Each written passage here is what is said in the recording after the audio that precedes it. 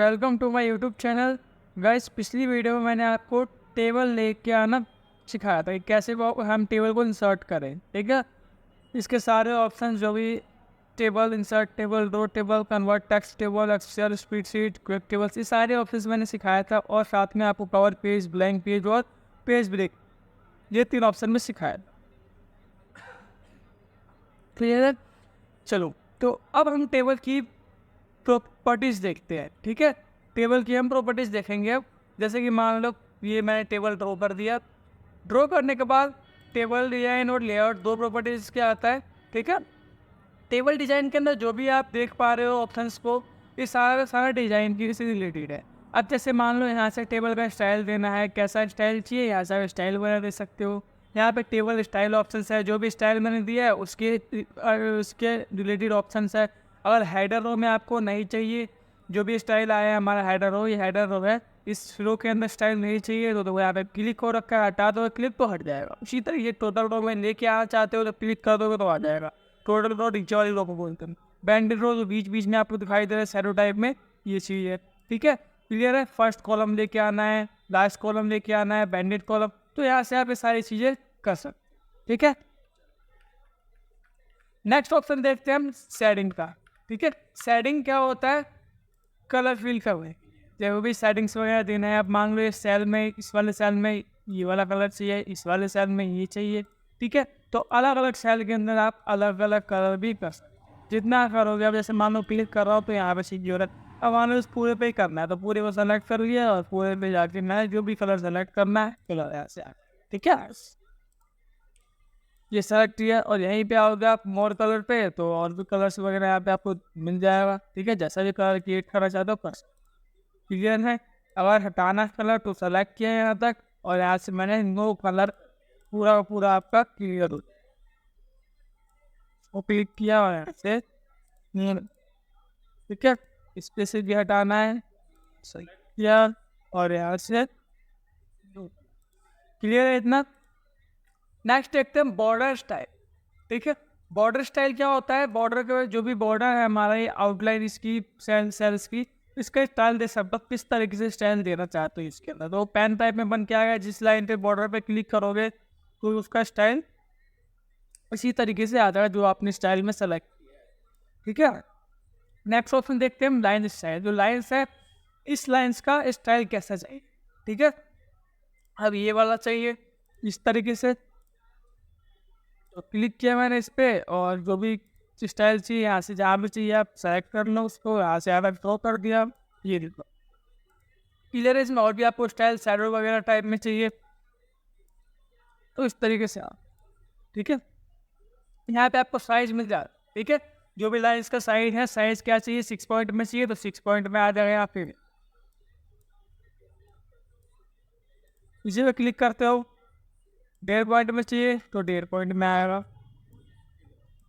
ठीक है, यहाँ पे आता है आपको पेन का कलर, जो भी लाइन्स है, लाइन्स में कलर तो रेड कलर में चाहिए तो रेड कलर में आपको दिखेगा। देखो रेड कलर में आ गया। ब्लू में चाहिए ब्लू सेलेक्ट करो, ब्लू आ जाएगा। जो भी कलर चाहिए यहाँ से कलर को ले सको। आगे इतना समझ में?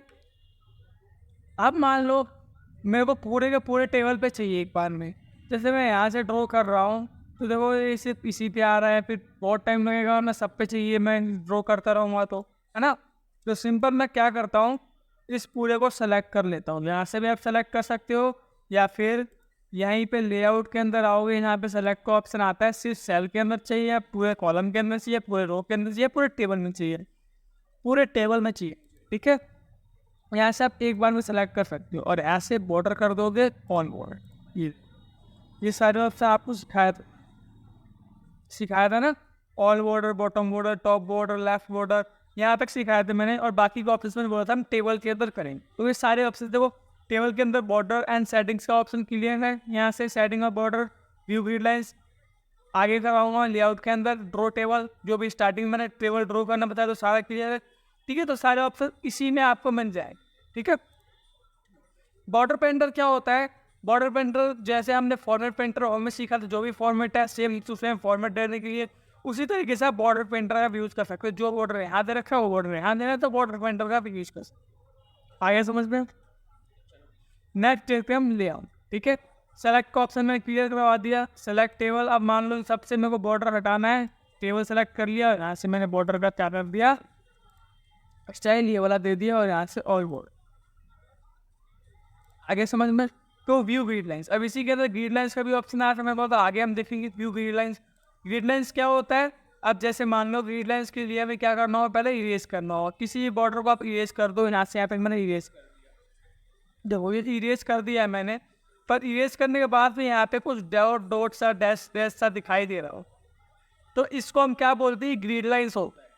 ठीक है, तो इसी को अगर आप नहीं देखना चाहते हो तो यहाँ से क्लिक हटा दो, व्यू ग्रिड लाइन से। देखो हट गया। देखना है तो व्यू ग्रिड लाइन पे क्लिक करोगे तो क्लियर है इतना।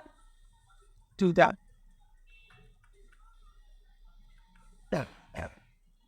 अब देखते हैं प्रॉपर्टीज। ठीक है, जो भी हमारा टेबल का प्रॉपर्टीज है, यहाँ से आप प्रॉपर्टीज सारी की सारी प्रॉपर्टीज दे सकते हैं। ये किस तरीके से आपको रो में किस साइज चाहिए, कॉलम की साइज चाहिए, सेल में किस तरीके से आपको आना चाहिए, ठीक है, विड्थ वगैरह, ये सारी चीज़ें आप यहाँ से दे सकते हैं। टेबल में आपको किस इंडेंट वगैरह कैसा चाहिए, लेफ्ट से कितना इंडेंट चाहिए, ये सारी सेटिंग। ठीक है, अब जैसे मान लो मैंने कॉलम की विड्थ बढ़ा ली, अभी इसकी विड्थ 1.3 है, 2.3 कर विड्थ बढ़ गई इसकी। तो सारे के सारे आपको इसके अंदर प्रॉपर्टीज मिल जाएंगे इसके टेबल के अंदर फॉर्मेटिंग करने। रो टेबल मैंने आपको सिखा दिया था, टेबल आप रो कर सकते हो जितना आपको रो करना है। इरेज मैंने यहाँ से बता दिया, इरेज करना चाहते हो इरेज हो जाएगा। इतना क्लियर है आपको। Erase, draw, properties, view lines और सेलेक्ट।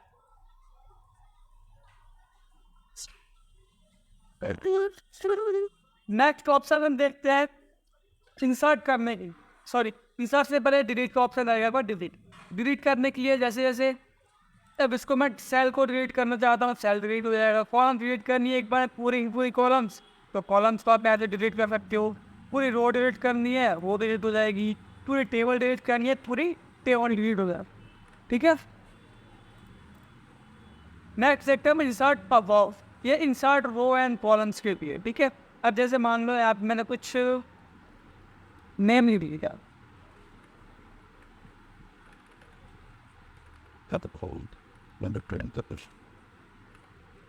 ठीक है, ये नेम नहीं दिया। अब ये नेम किस चीज़ से रिलेटेड है, किस लिए लिखा है मैंने, तो इसके लिए मैंने हेडिंग देनी पड़ेगी, यानी इसका टाइटल देना पड़ेगा। तो टाइटल के लिए मैंने कोई कॉलम मेरे पास है ही नहीं, मैं टाइटल रह गया मेरा, बाकी मैंने सारा का सारा काम कर दिया अपना। तो टाइटल देना चाहता हूँ मैं, तो क्या करोगे इस सिचुएशन में आप। ऐसा तो है नहीं कि ऊपर वाले को हम डिलीट कर देंगे और फिर टाइटल देंगे, नहीं। तो इसके लिए आप क्या कर सकते हो, इंसर्ट कर सकते हो। अबव मतलब होता है ऊपर, क्लिक किया यहाँ पे इंसर्ट अबव, तो ऊपर एक रो आती है हमारे पास। ठीक है, जो भी आप देना चाहते हो आप दे सकते हो। मांगी नेम, फादर नेम देना है, ब्रदर नेम देना है, ठीक है, फ्रेंड नेम देना है, तो आप इस तरीके से ऐड कर सकते। उसी तरीके से आप मान लो इसके राहुल के ऊपर एक और चाहिए था मेरे को, तो क्या करना चाहता हूँ मैं, इस वाले जो टॉप वाली रो है मेरे, इसके नीचे लेके आना, तो यहाँ है तो इंसर्ट रो नीचे आ जाए। लेफ्ट साइड में सीरियल नंबर लेके आना चाहता हूँ तो इंसर्ट लेफ्ट, यहाँ पे आप सीरियल नंबर के लिए कॉलम आ जाएगा आपके पास। ठीक है, इसी तरीके से राइट साइड में चाहिए, इसके बाद में चाहिए तो इसके बाद में राइट साइड में। तो इतना क्लियर है। ठीक है, अब मैं क्या करता हूँ, इनको मैं कर देता हूँ यहाँ से डिलीट। ठीक है, डिलीट भी क्लियर हो गया आपको, इंसर्ट सारी चीज़ें क्लियर हो गई। ठीक है, मर्ज एंड सेल का होता है, तो ये जो भी है आपको मर्ज करने की 3 ऑप्शन। मर्ज एंड सेल का यूज होता है सेलों को एक करने के लिए। पूरे सेल को मैंने सेलेक्ट किया, ये सारा का सारा एक करना है मर्ज। देखो एक हो गया सारे सेल। स्प्लिट होता है सेलों को डिवाइड करने के लिए। क्लिक किया आप, इस वाला जो पूरा एक सेल है मेरा, इस सेल को कितने नंबर और कितने कॉलम और कितने रो में डिवाइड करना चाहते। ठीक है, तो मैंने 3 कॉलम कर दिया। ठीक है, या फिर 2 कॉलम कर दिया और 3 रो में डिवाइड करना चाहता, और तो क्या करोगे, 3 कॉलम और 2 कॉलम और 2 कॉलम और 2 रो मैंने इसको डिवाइड किया। इतना यहाँ से स्प्लिट सेल। इसी तरीके से स्प्लिट टेबल, अब टेबल को कट करने के लिए क्लिक करोगे, 2 टेबल अलग हो गए अलग। ठीक है, अलग हो जाएगा, कट जाएगा यहाँ से। क्लियर इतना? वापस आते हैं ऑटो फिट। अब देखो जो भी कंटेंट्स मैंने लिखा है सेल के अंदर, मैं चाहता हूँ ऑटो फिट हो जाए। ऑटो फिट कंटेंट क्लिक करोगे तो जितना मेरा कंटेंट है ज़्यादा फिट हो गया। अगर यहाँ पे और भी कुछ मैं ऐड करता हूँ यहाँ पे तो उसकी फिट बढ़ते हुए जाएगी। ऑटो फिट है, जो भी टेक्स्ट होगा उससे फिट होते हुए जाएगा।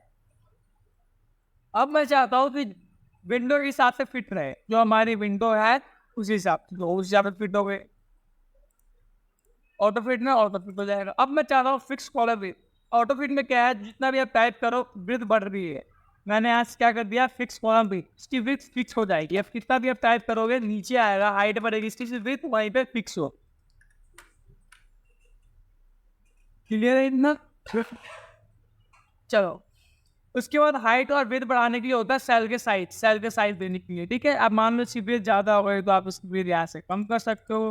हाइट बढ़ानी है, हाइट कम करनी है, बढ़ानी है, यहाँ से आप काम कर सकते हो।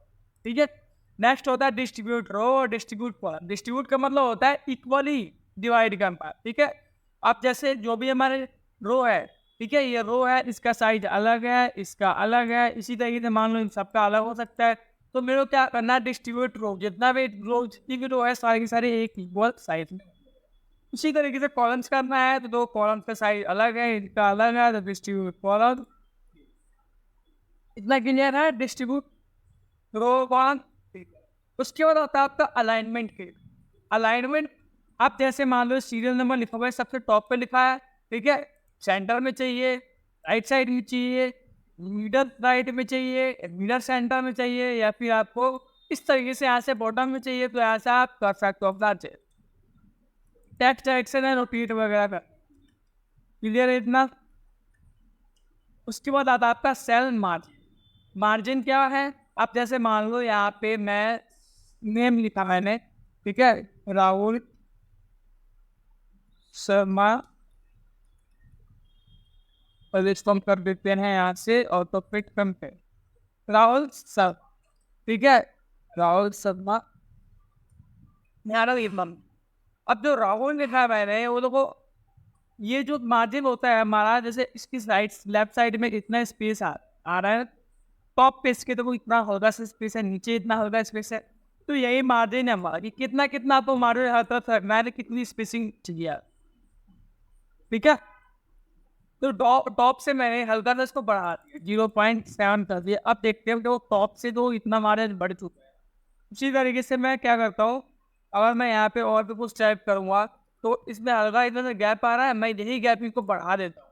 ठीक है, राइट साइड ये 0.8 है, 0.21 कर। अब देखो कितना भी काम करोगे इतना मार्जिन आपका गैप। अब नीचे से देखो, नीचे से हमारा मार्जिन टच हो गया, तो नीचे से ही मैंने यहाँ से मार्जिन बॉटम से बढ़ा दिया, 0.5 को कर दिया, तो इतना गैपिंग के अंदर आ गया। कितना भी लिखोगे आप नीचे करोगे तो उतना गैपिंग आपका। इतना क्लियर है आपको? चलो, अब नेक्स्ट ऑप्शन देखते हैं हम शॉर्ट्स करने की। तो शॉर्ट्स का यूज मैंने आपको यहाँ पे भी सिखाया था। ठीक है, होम के अंदर शॉर्ट्स असेंडिंग डिसेंडिंग करने के लिए उसी तरीके से आप टेबल के अंदर कर सकते हो। ठीक है, जो भी चीज़ें करनी है आपको शॉर्ट्स करना है, क्लिक किया। अब जैसे मान लो आपको कुछ नेम लिख दिया, जैसे मान लो यहाँ पे कुछ नेम लिख देते हैं, इन सबको हटा दिया मैंने, रिमूव कर दिया। ठीक है, यहाँ पे मान लो कुछ नेम लिख दिया मैंने, तो राहुल विकास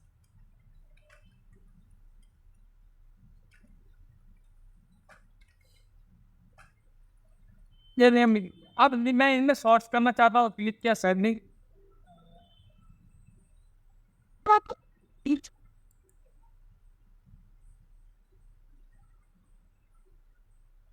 तो यहाँ पे आपको सेलेक्ट करने किया है, कॉलम 1 में करना, कॉलम 2 में कर, क्लिक किया और देखो यहाँ पे शॉर्ट्स हो।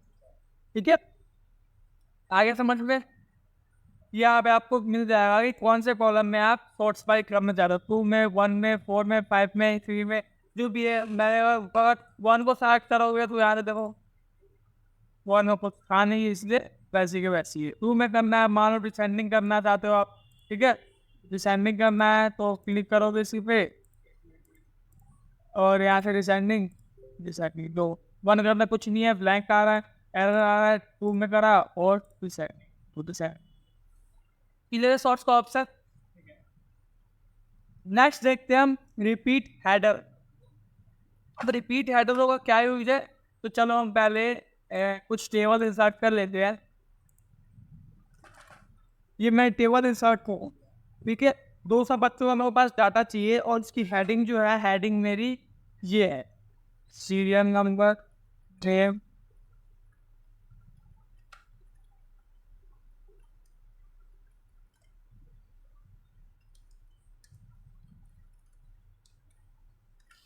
ये हेडिंग्स। अगर मान लो मैं इस तरीके से यहाँ पे टाइप करता जाऊँगा 1 2 3, मतलब जो भी डाटा मैं बनाते जा रहा हूँ, फिर यहाँ पे मैं ख़त्म, 200 बच्चों का डाटा चाहिए। नेक्स्ट पेज पे आता हूँ, नेक्स्ट पेज पे देखो अब यहाँ पे जो है हेडिंग्स, देखो यहाँ पे भी हेडिंग लिखनी पड़े, ठीक है। तो मैं इसके लिए क्या करता हूँ, चाहे जितना भी टेबल हो, जितने भी पेज भी टेबल हो, मैं एक ऑप्शन ऑन करता हूँ यहाँ से, रिपीट हेडर, ठीक है। अभी ऑप्शन शो नहीं हुआ, ऐसे आप हेडर रो पे क्लिक करोगे, ऑप्शन आपको शो होगा। रिपीट हेडर रो मतलब होता है जितने भी आपका है टेबल है, जितने भी पेज की टेबल है, जो भी आपका हेडर वाले रो हर पेज पे रिपीट होता है, क्लिक करते हैं यहाँ पे, अब रिपीट हो रहा है ना, क्लियर। इतना जितने भी टेबल होंगे, जितने पेज पे आपका टेबल इंसर्ट होगा, सारा सारा हर पेज पे आपका हेडर रो रिपीट हो गया है, ठीक है। हटा दो क्लिक तो हट जाएगा, हट गया ना। उसके बाद आपका कन्वर्ट टू टेक्स्ट, जैसे मैंने यहाँ पहले सिखाया था आपको, convert text to table, convert text to table, यानी टेक्स्ट को हम टेबल में कन्वर्ट कर सकते हैं, और ये वाला ऑप्शन जो है टेबल को हम टेक्स्ट में कन्वर्ट कर सकते हैं। तो क्लिक करते हैं यहाँ पे, और उसके बाद देखो पैराग्राफ मार्क्स में रखना है, पैराग्राफ मार्क्स को पैराग्राफ टाइप में आ जाएगा, ठीक है। और अब इसी को मेरे को क्या करना है, दोबारा से कन्वर्ट टेक्स्ट टू टेबल, और यहाँ ओके कर दिया, तो वापस से आपको टेबल में कन्वर्ट हो जाएगा। तो भी आपका नंबर हो कॉलम दिया हुआ, तो मैंने एक ही कॉलम इसमें किया था, एक ही कॉलम आ गया, ठीक है। इस तरीके से क्लियर है। इसी पे आते हैं हम टेबल पे, और यहाँ पे पैराग्राफ टैब्स में चाहिए तो टैब्स में आएगा, और टैब्स साइड में आ गया, ठीक है। ये सारे ऑप्शन होते हैं कन्वर्ट टू टेक्स्ट करने। कॉमांड में चाहिए तो कॉमांड वगैरह है, कॉमा आगे ना जहाँ यहाँ आपको रैक कॉमा।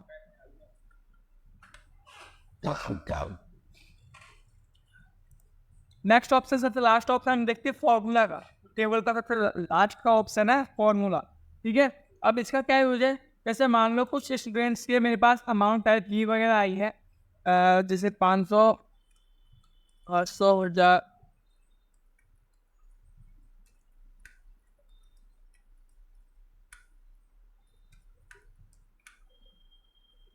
मेरे को टोटल काउंट करना है टोटल कितने बच्चों की फीस आई। तो हम क्या करेंगे, यहाँ पे एक फार्मूला लगाए, क्लिक किया मैंने, ठीक है। तो ऑटोमेटिक यहाँ पे आप 3 फार्मूला कैलकुलेट कर सकते हैं।